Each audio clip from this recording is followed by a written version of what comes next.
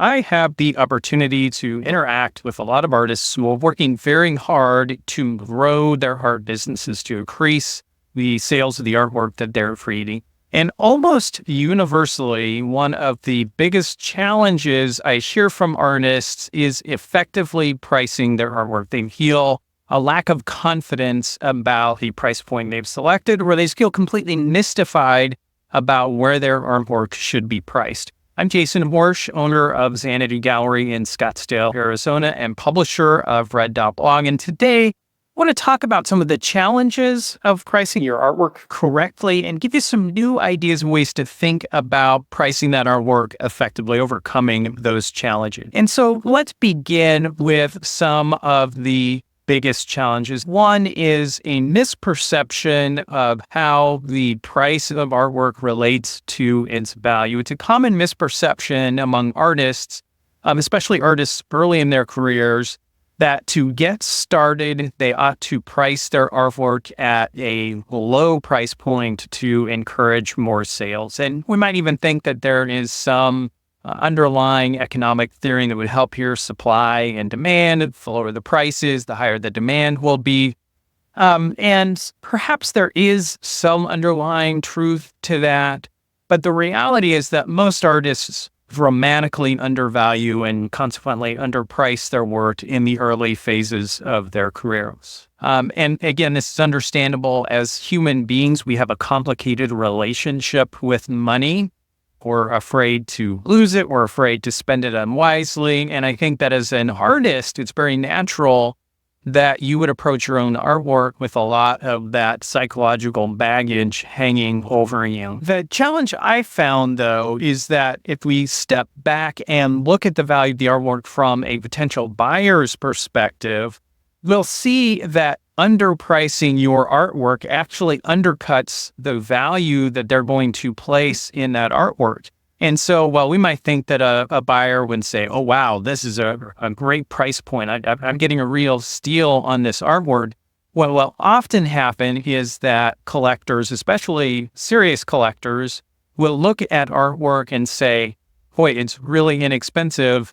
What's wrong with it? Why isn't this artist better established? And I suspect you've had hints of this in your own art sales experience, as you've had people say to you, you need to raise your prices. Your prices are too low. This is very common among artists and can have a negative impact on your buyer's perception. But even if you are able to start getting some sales at those lower price points, what you're also quickly going to find is that it creates an unsustainable business for you, where the proceeds from the sales of your artwork are not enough to cover your expenses and allow you to grow. Now, there can be a flip side to this, where some artists start to complicate their pricing approach by overvaluing some of their art based on their emotional attachment to that artwork, or maybe even based on awards that the artwork has won. So now they want to price some of their work very high, while other work is priced low. So this idea of pricing based on your emotional attachment can be another big mistake that artists make early in their careers.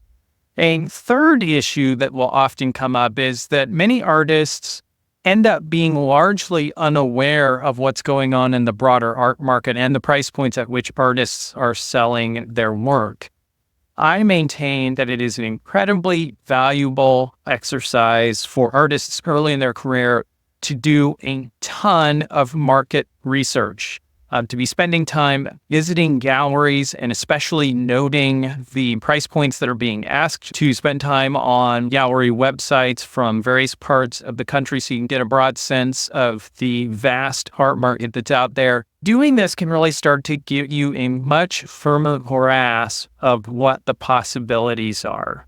Now, as you're doing that, you are going to want to excuse the difference between these other artists' prices and your own by saying things like, well, these artists are more experienced than I am, their work is more widely collected, they're more popular than I am, and on and on and on. I would argue that for most artists, if we were to objectively look at the artwork, your artwork is going to be a lot more advanced than you think it is. And a collector is not really going to know how well known you are or how widely you are collected. They're just going to be looking at the artwork and seeing if the price point matches their perceived value of the artwork. And so we want to be as objective as we can about this. Now, I would also argue that it makes a lot of sense to try and start to categorize the art that you're seeing, to zero in on other artists who are creating work that is in some ways similar to yours, either subject matter or style, hopefully a combination of both, so you can start creating a good comparison list for price points. A fourth mistake that many artists are making is they're not closely tracking their expenses. All of the material inputs that are going into their artwork, their studio expenses. We want to make sure that as your artwork begins to sell, that you've got a good sense of where your profit margins are going to be. I'm working with an artist right now who has discovered she's selling photographic prints, and her framing is so expensive that after you consider gallery commissions and that framing expense and other material costs, her profit margins on her smallest works are very, very tight. She's not making much at all on those sales. And so she's having to go back and reevaluate and think about, what variables she can change. Is there a way she can reduce some of her costs? Would it be sensible for her to start to raise the value of that artwork? Because we want to make sure that, at the end of the day, that the name of the game is what is our bottom line. And then finally, I'll also mention that it is critical as you're developing your pricing that you avoid the mistake of pricing your artwork differently based on where people might be seeing it. There is a tendency among some artists to have different price points if the artwork is showing on their website or in a well-established gallery versus an art show and festival. And while that used to be a somewhat common practice to do some customization of pricing, we'll call it, based on the venue where the artwork was being seen, we have to realize that art collectors today are much more savvy. They're going to experience your artwork potentially in different venues or see it in different price points online. And any kind of inconsistency that you have there is going to lead to doubts and concerns and potentially damage your credibility with your collectors. And so we don't want to do that. And so with those mistakes in mind, what can we be doing to avoid them? In some ways, you have to be converted to how great your own artwork is. You have to stop doubting yourself and start feeling more confident about your artwork. And again, your work to do research on other artists is going to be very helpful in giving you a better sense of the value of that work. Now, more confidence will come as you put your artwork out at the right price points and start experiencing sales of the artwork at those values. And you will. As you get the right price points, you'll start to see that it actually becomes easier to sell your artwork. It almost sounds ironic that as we raise prices, sales might actually become easier. But many artists, in fact, most artists find that this is the case, that as they get their price point to the right level and then get their artwork out into venues that can sustain sales at those price points, they see an acceleration in their number of sales.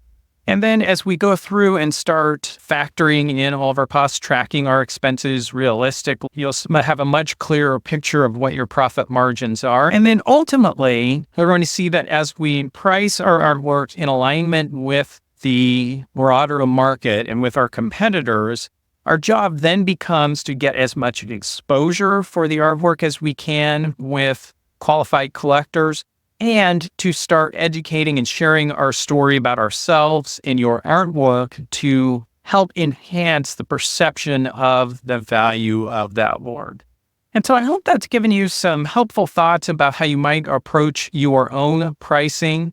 And if I were to encourage you to start with one thing in particular, it'd be this idea of beginning to do more market research and looking at how other artists are valuing their artwork. And then just start thinking in this broader way and set goals for yourself about coming up with an approach and a formula for pricing your artwork that is going to be effective. I'll have more videos coming up about how we can approach and think about pricing and valuing your artwork and about how we can get it out into those venues where you're most likely to generate sales. If you'd like to see those videos, be sure to like, follow, and subscribe. And even more importantly, hop over to red.blog.com, sign up for my free newsletter, and you'll be sure to receive updates and notifications each time I put out more information. Thanks for joining me. I look forward to seeing you in the next video.